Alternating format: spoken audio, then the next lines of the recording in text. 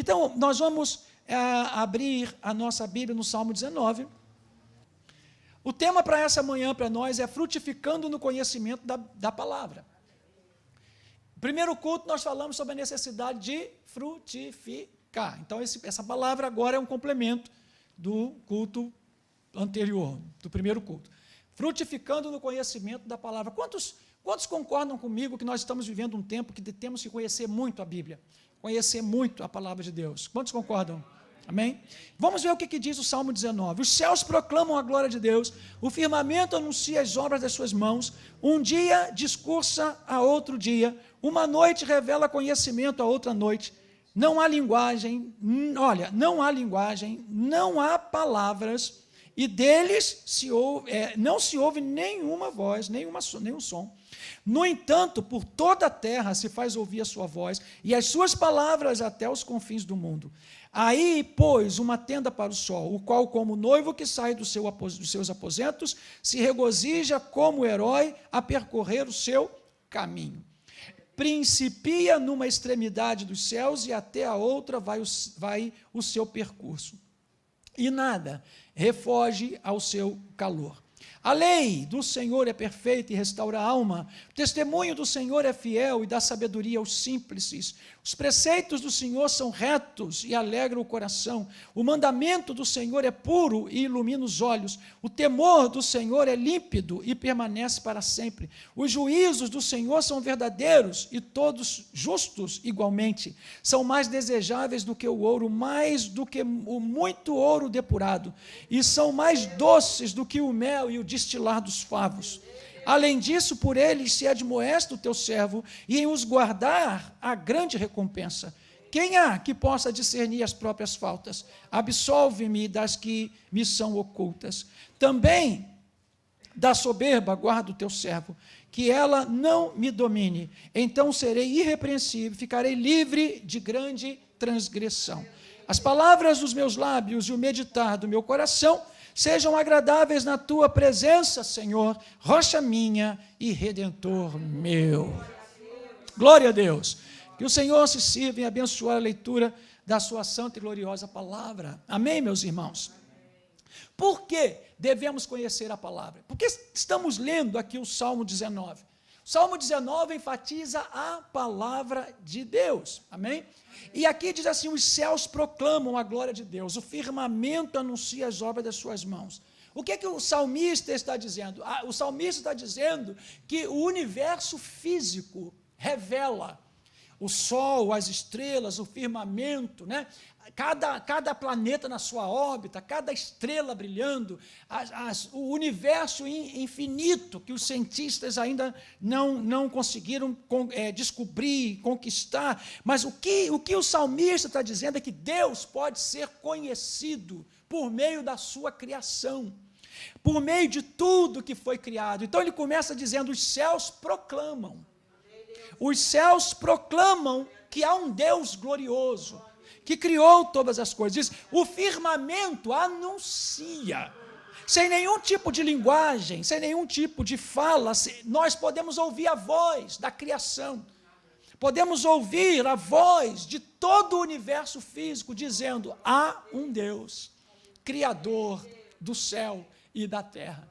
Por isso, meus irmãos, nenhum homem, mesmo aqueles que nunca ouviram pregar o Evangelho, nenhum homem ficará sem desculpa na presença de Deus. Porque por mais que não tenha ouvido falar do Evangelho, isso não é desculpa para ele adorar mais a criatura do que o Criador. Por quê? Porque a própria criação anuncia a existência de um Deus Criador que deve ser temido, que deve ser amado, que deve ser obedecido. Então, quando você olha para o sol, não é para adorá-lo, é para saber que há um Criador que criou esse sol. Quando você olha para a lua, não é para adorar a lua, é para saber que alguém criou a lua. Quando você olha para as estrelas, para as coisas visíveis que os nossos olhos veem, os cientistas estudam, é para saber que há um Criador que criou essas coisas e que matematicamente colocou cada uma delas no seu lugar e faz funcionar. Então a Bíblia diz que sem linguagem, sem fala, eles proclamam, eles anunciam as obras do Senhor, a glória do Senhor. E aí, de repente, o salmista pula no verso 7 e começa a dizer: a lei do Senhor é perfeita. Ele dá um pulo da criação para algo escrito, ele dá um pulo da criação que ninguém escreveu, foi Deus, o dedo de Deus, a mão de Deus, para algo tangível, escrito. Ele diz: a lei é a palavra do Senhor, e diz: a palavra do Senhor é perfeita. E por quê? Por que o salmista, inspirado pelo Espírito Santo, dá um salto da criação para a palavra? É que, por mais que a criação seja perfeita para anunciar a glória de Deus, ela é imperfeita para trazer revelação completa. Amém? A criação, meus irmãos, ela é imperfeita para trazer a revelação dos planos de Deus, da graça de Deus, do amor de Deus e das coisas espirituais.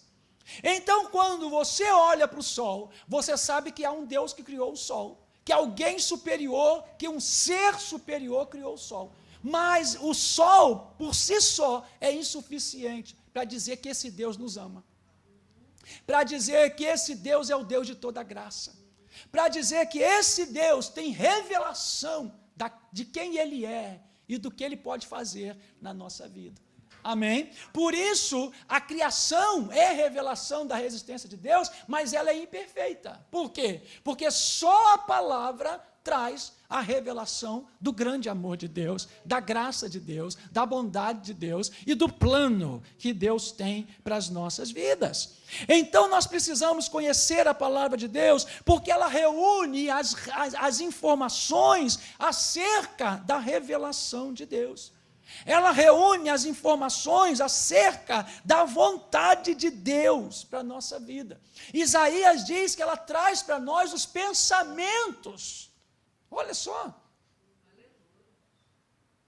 eu não sei seu pensamento, você não sabe meu pensamento, mas a Bíblia diz, a palavra diz, que Isaías diz que a Bíblia, a palavra, revela os pensamentos de Deus a nosso respeito.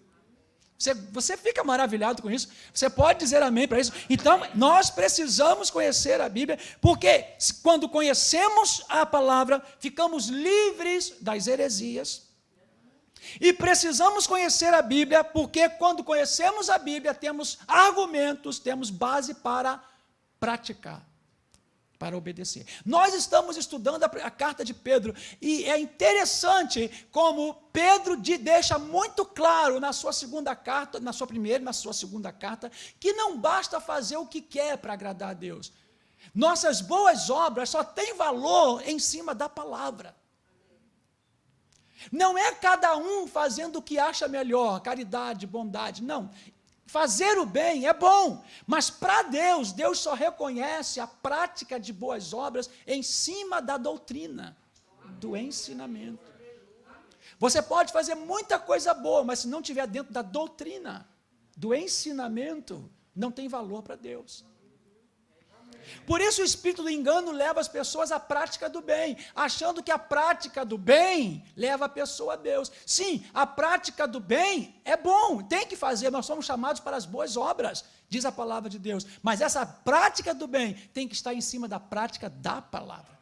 Então São Pedro, ele une boas obras ao conhecimento da palavra.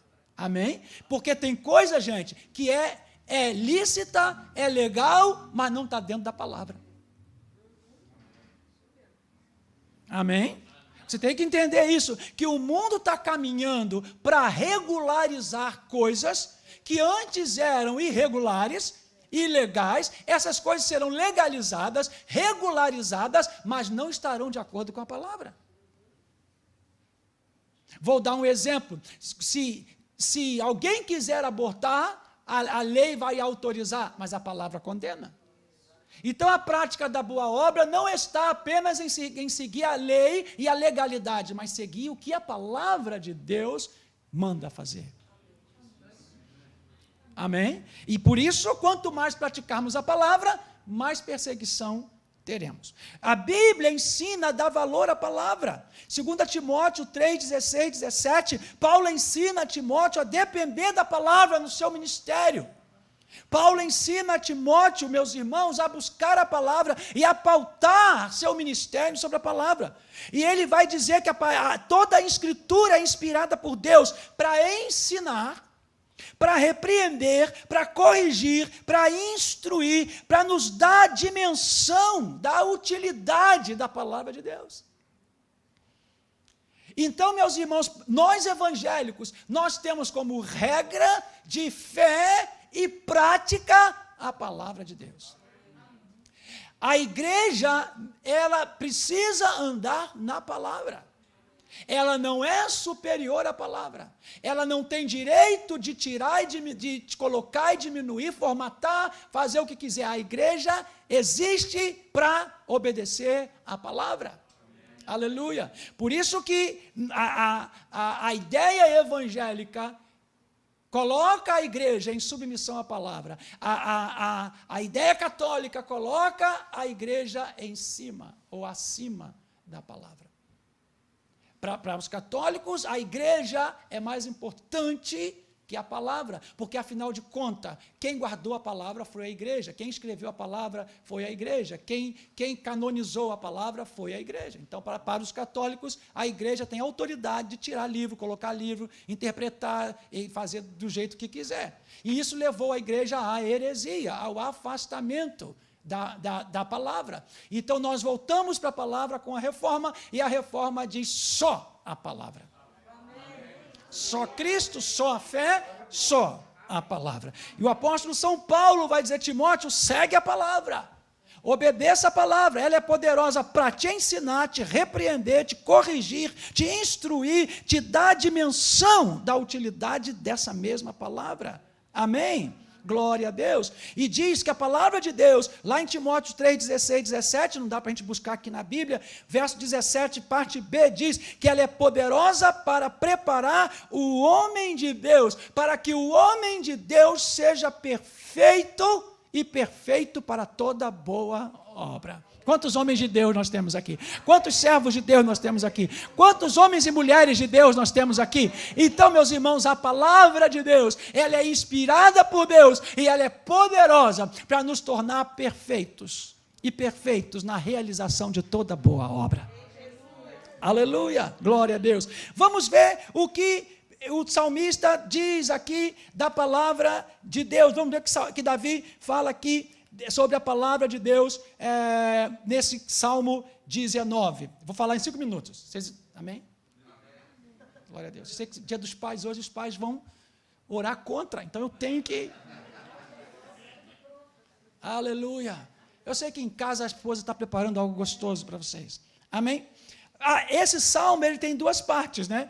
De 1 a 6 fala da exaltação e magnitude de Deus, da sua criação, como a criação anuncia o Senhor, e do 7 em diante fala da valorização da palavra, como a palavra expressa e revela o Senhor. Então, a primeira coisa que nós podemos ver a partir do verso 7 é que a palavra é perfeita.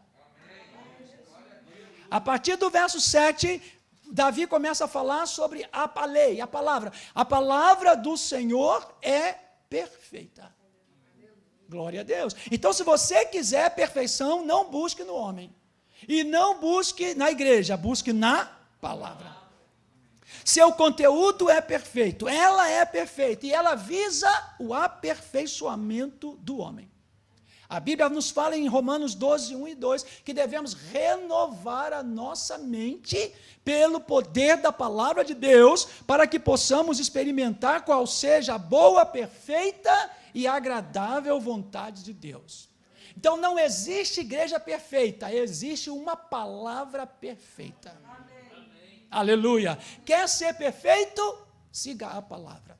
Viva a palavra. Segundo, a palavra é testemunho fiel. Diz aqui o verso 7, a lei do Senhor é perfeita, o testemunho do Senhor é fiel. Então, o que é a palavra? A palavra é testemunho fiel do Senhor. Alguém aqui já foi testemunha de alguma coisa?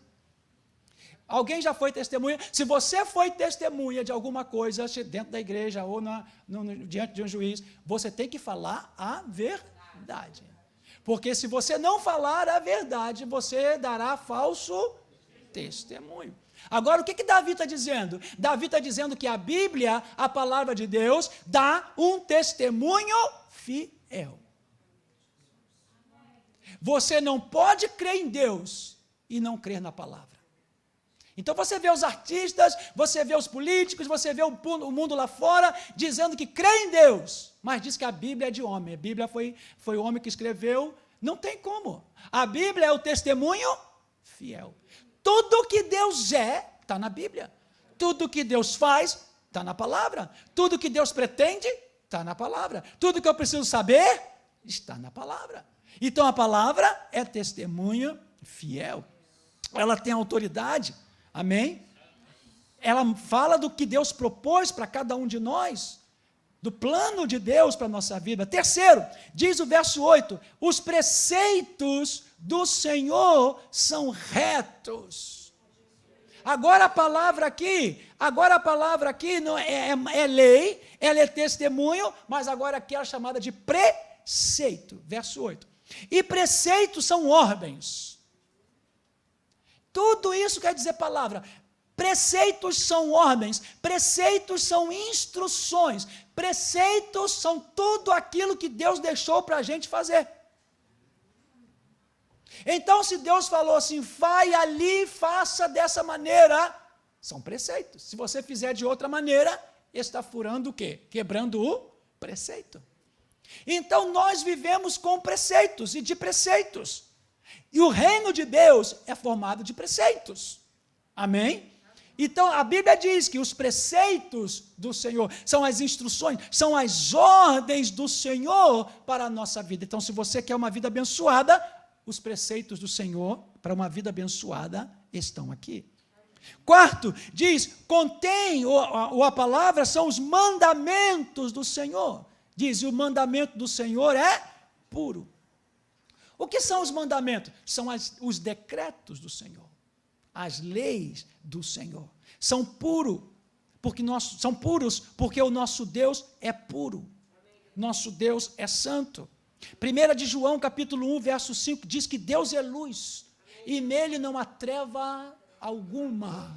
Você pode dizer glória a Deus? Deus é luz e nele não há trevas alguma. Depois diz, os juízos do Senhor são verdadeiros. Verso 9, os juízos do Senhor são verdadeiros e justos. Por que você precisa conhecer a Bíblia? Estou te dando aqui argumentos, estou te dando razões, porque a Bíblia, um dos nomes da Bíblia é juízos do Senhor. Os juízos do Senhor são verdadeiros e todos igualmente justos. Não tem mais um do que o outro, todos são igualmente justos. O que são os juízos do Senhor? Os juízos do Senhor são as suas decisões, são as suas ordenanças. Você já tomou alguma decisão que alguém disse, irmão, você não foi justo, fulano não foi justo comigo, tomou uma decisão errada. Então, quando a Bíblia diz os juízos do Senhor, a Bíblia está dizendo que toda decisão que Deus toma na palavra é justa, é verdadeira. Aleluia. Por quê? Porque o nosso Deus é justo. Salmo 97, 2 diz que justiça e juízo são a base do seu trono. Aleluia, glória a Deus. Alguns pensam que Deus não é tão ruim, ou então Deus é tão bom que não vai punir os pecadores. Não, as decisões do Senhor são justas. São justas. Haverá salvação para os que aguardam a palavra e haverá perdição para aqueles que transgridem a palavra. Amém? Esses são alguns nomes da palavra de Deus. A lei é perfeita, o testemunho é fiel, os preceitos são retos, os juízos do Senhor são puros. Esses são alguns nomes, ou algumas definições, ou algumas coisas que a Bíblia fala a respeito dela mesma. Agora, vamos ver os resultados daqueles que buscam o conhecimento da palavra de Deus. Por quê? Porque a mensagem dessa manhã é frutificando no conhecimento da palavra. Primeiro resultado para quem frutifica no conhecimento da palavra, tem refrigério para a alma. tem refrigério para a alma. Você está experimentando isso na pandemia? Está experimentando isso? Olha, se você foi alguém que passou pela morte, pelo vale da sombra da morte, no CTI, no isso, no aquilo, e por aí vai, você sabe que a palavra é a única coisa que fica com você, e a palavra é que refrigera a sua alma. Aleluia! Aleluia! Sabe por quê que tem igreja que tem um ministério de evangelizar no cárcere, na prisão, levar a Bíblia, evangelizar, porque a palavra refrigera a alma. Os hospitais, irmãos, eu estive 2 meses no hospital, todo dia tinha gente levando a palavra. Gente que ali estava largado, sozinho, que não tinha ninguém. A pessoa ia lá levar a palavra. Eu me lembro que na época do meu sogro, nós ficamos lá, era hospital público, tinha gente lá que a família já não ia ver há muito tempo, mas os crentes estavam lá, levando a palavra. Por quê? Porque a palavra refrigera a alma.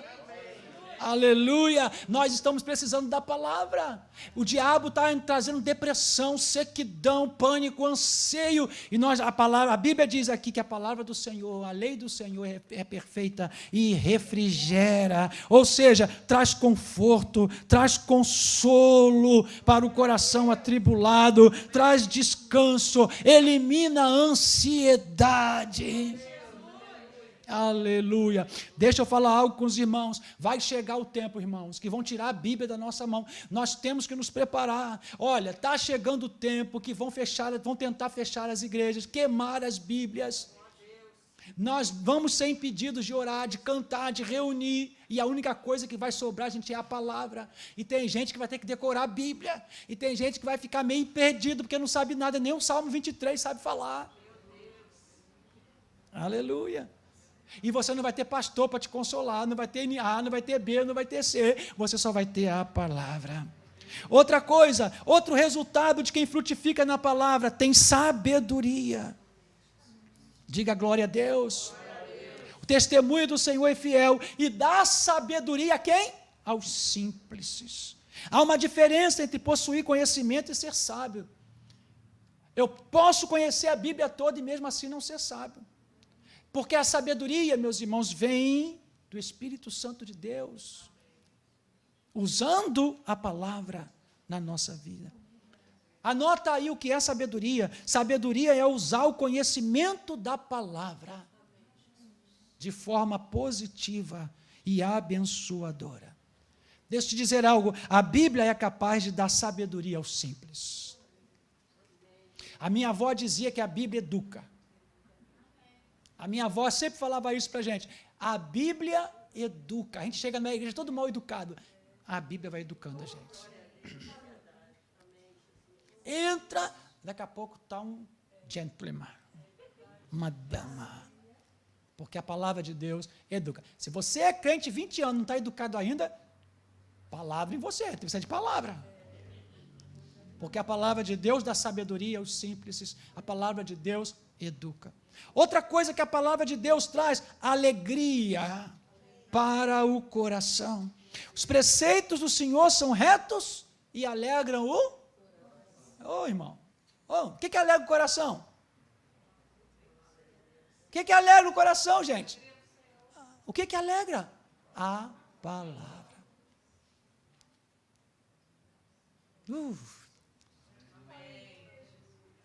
Quer ser um crente alegre? Palavra.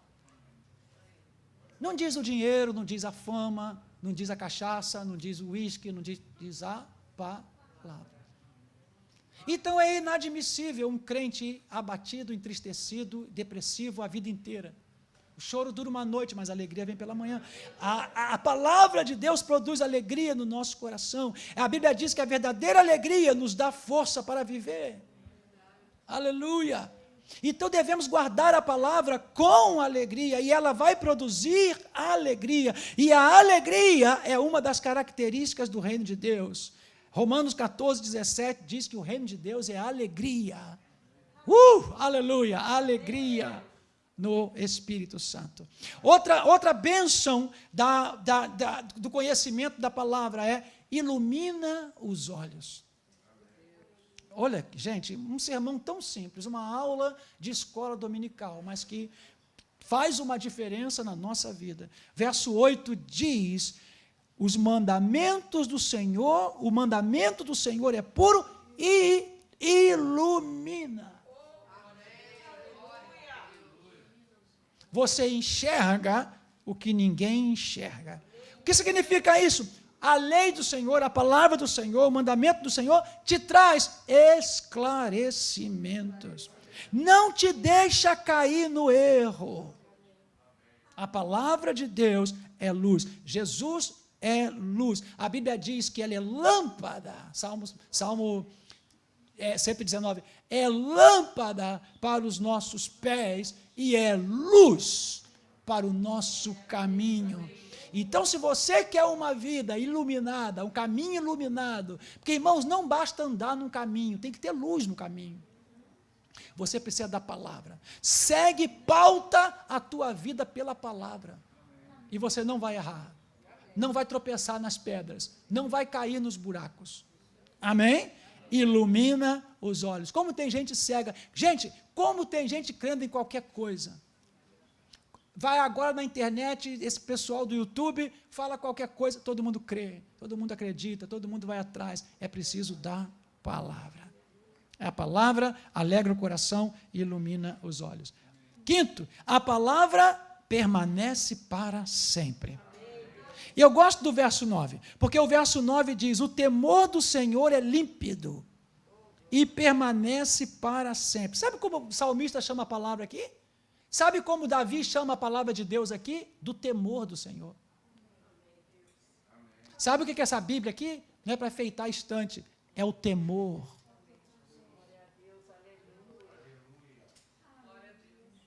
Ah, mas eu estou com vontade de ir lá e adulterar. Mas o temor diz que o adúltero vai para o inferno. Então, o temor do Senhor. Você não vai cair, irmão, porque é forte. Você não vai cair, vai deixar de cair porque é forte. Você vai deixar de cair porque é o temor do Senhor.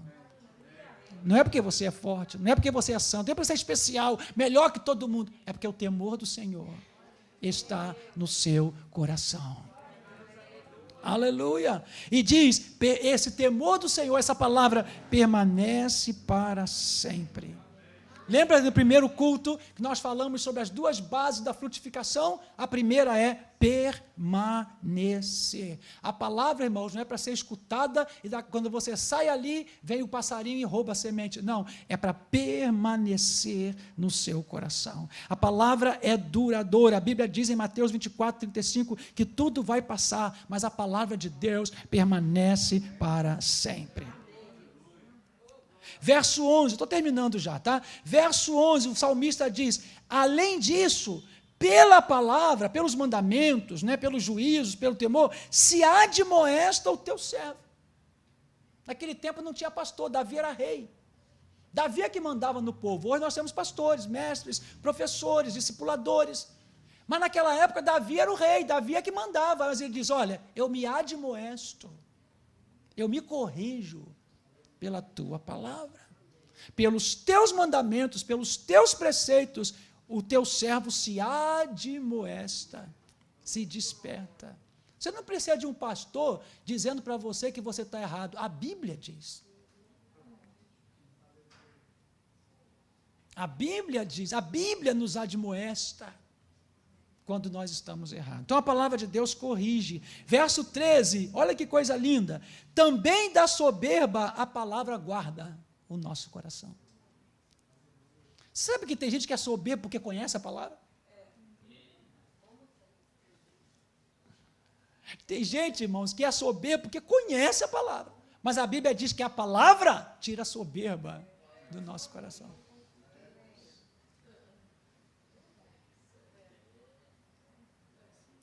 Nós temos que tomar cuidado com as nossas virtudes. Devemos tomar cuidado com as nossas virtudes. Você sabe que a virtude que você... Vou falar algo aqui tremendo, que eu aprendi. Que tudo que a gente fala no púlpito, a gente aprendeu de alguém. Né? Ninguém aqui é Moisés que ouvia do Senhor. Mas tem uns que pensam. Sobre virtude. Sabe? A virtude que você vê em alguém e que você admira pode se tornar lá na frente seu motivo de briga, de contenda e de confusão.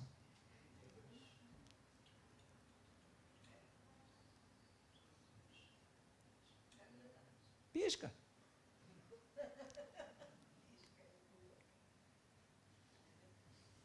Você chega na igreja admirando o pastor, que homem santo, que homem perfeito, que homem... Só você vê no pastor aquela virtude, e às vezes ele é mesmo. Mas essa virtude, se não tomar cuidado, ela pode ser o ponto de conflito entre você e o seu pastor. Dizem que o que mais admiramos no nosso cônjuge é o que mais traz briga.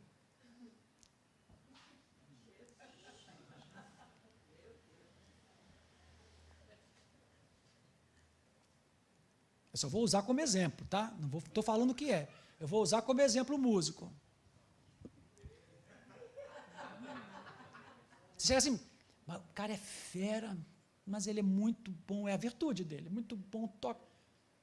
Um ano depois, soberbo, não obedece a ninguém, só faz o que quer. Sabe que aquela virtude se tornou um ponto de conflito?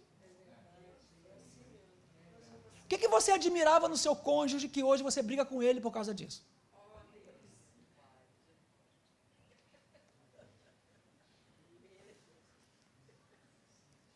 Mas depois que casou ficou assim, não, já era e você via, você sabia.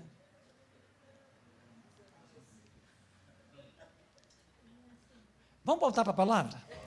Eu acho melhor a gente voltar para a palavra, hoje é dia dos pais, né? Então a palavra tira do nosso coração a soberba. Meus irmãos, e para terminar, pode dizer glória a Deus que a coisa está estreitando aqui. Terminar. Olha o que aqui diz o verso 11. Além disso, quer dizer, gente, além disso tudo, por isso que eu amo a Bíblia. A pastora Raquel falou algo aqui, né, que a gente guardou, ela tem saudade da Bíblia, né? Tem saudade. Cada um tem sua disciplina de ler a Bíblia, né? Ninguém pode ler a Bíblia igualmente. Não, cada um tem a sua disciplina de ler a Bíblia. Mas a pastora Raquel diz algo tremendo, ela diz, eu tenho saudade da Bíblia, não posso ficar muito tempo sem ler a Bíblia. Nós não podemos adorar a Bíblia, senão vira idolatria. Né? Não toca na Bíblia não que tua mão vai cair. Não tem nada disso. A Bíblia é um livro, é a palavra que é santa, não é a Bíblia. Não é o livro de papel e tinta. Senão a gente se torna idólatra. A Bíblia é uma criação. Nós temos que adorar o Criador. Amém? Criador. Mas olha o que diz o verso 11. Além disso, por ele se admoesta o teu servo. Então, a Bíblia nos corrige, a Bíblia tira tudo de que não presta de nós. Mas olha só o que fala. E em guardar a Bíblia, há o quê? Grande recompensa. Pronto. Se você guarda essa palavra, você pode ficar sem um monte de coisa. Você pode ficar sem dinheiro, porque a palavra diz para você não roubar, não meter a mão naquilo que não é teu. Você pode ficar sozinho, porque você quer andar em santidade, não vai andar com uma mulher hoje, outra amanhã, nem com um homem hoje, outra amanhã. Você vai ter um namoro, você vai perder algumas coisas, vai passar por aflição, vai renunciar a algumas coisas, mas a Bíblia diz que quem guarda essa palavra terá grande recompensa.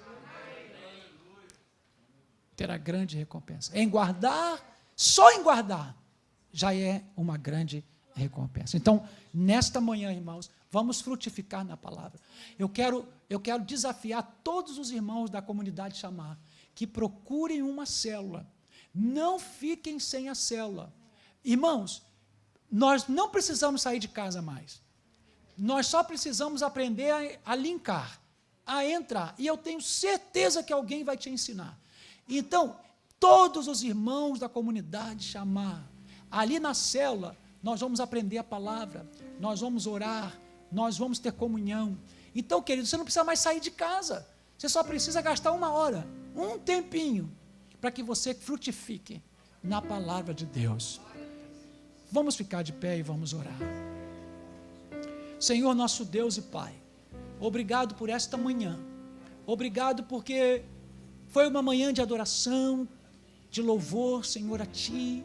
Nós Te reverenciamos, Tu és o rei da toda a terra. Tu és o nosso rei.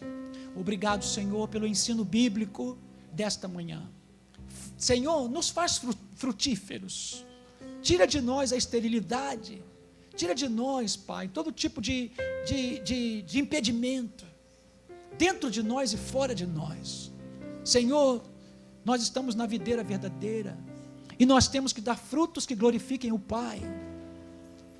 Precisamos, Senhor, ter atos de justiça, precisamos ter atos de caráter, mas também precisamos evangelizar, ganhar vidas para Cristo. E agora, Senhor, nos faz amar a Tua palavra. Senhor, nós não seguimos homens, seguimos a palavra.